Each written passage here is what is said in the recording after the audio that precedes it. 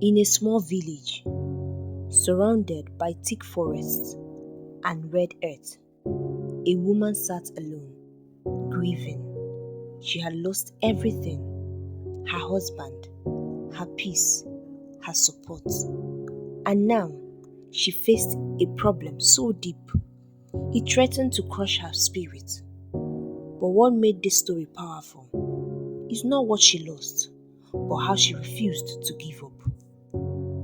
This is the story of the persistent widow, based on Luke chapter 18, from verse 1 to 8, told with the richness of tradition in African way and a lesson we all need to hear today. In the quiet village of Omudim lived a woman named Nneka. She was a widow. Her husband, a humble palm wine tapper, had died suddenly, left with no children, no land, and no inheritance. Nneka found herself in the hand of greedy men who wanted to take everything her husband left behind. One of her late husband's relatives had taken her small farmland by force.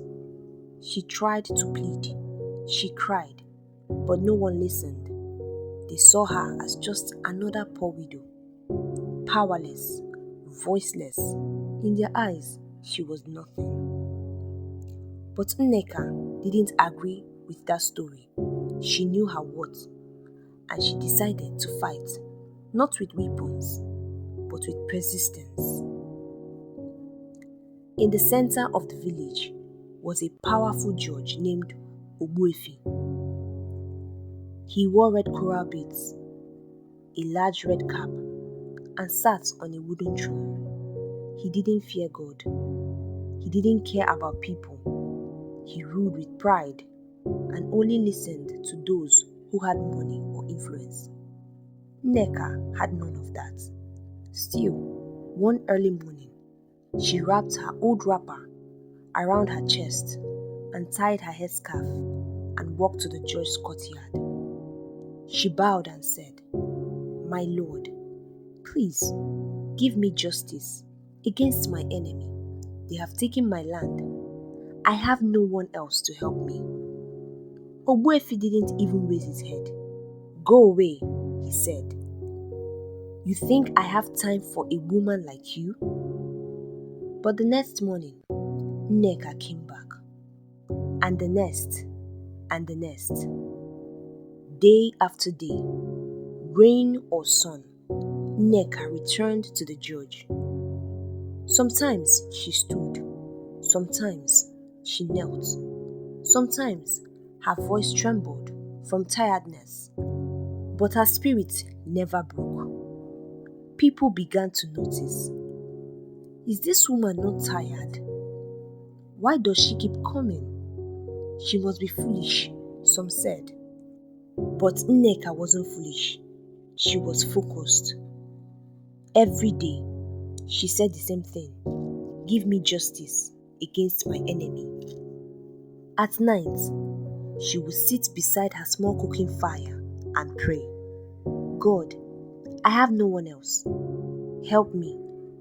Touch the heart of the judge. Fight for me." She didn't know when it would happen, but she believed that one day something would shift. And finally, it did. One hot afternoon, Ogbuefi sat in his chamber, fanning himself. He looked up and saw Nneka approaching again. He sighed loudly. "This woman again?" he said. Then he paused. He thought to himself, "I don't fear God. I don't care about people. But this woman is wearing me out. If I don't do something, she'll keep bothering me forever." So, for the first time, the judge stood and said, "Woman, today I will give you justice.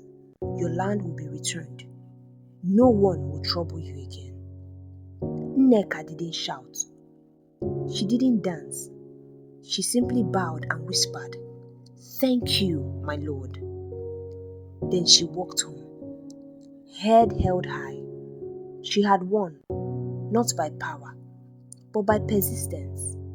God gave her victory. Jesus told this story in Luke chapter 18, from verse 1 to 8, to teach us one powerful truth: never give up.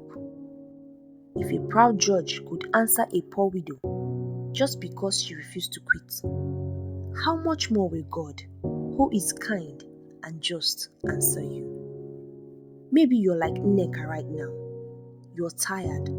You feel unheard. You feel like no one sees you. But remember this: keep praying, keep pushing, keep believing, keep showing up. Your voice matters. Your effort is not in vain. And your breakthrough is coming sooner than you think. Like the widow, refuse to give up, because persistence opens doors. If this story touched your heart, please like, share, and subscribe. And remember, no matter what life takes from you, never stop believing in what God can do. God bless you.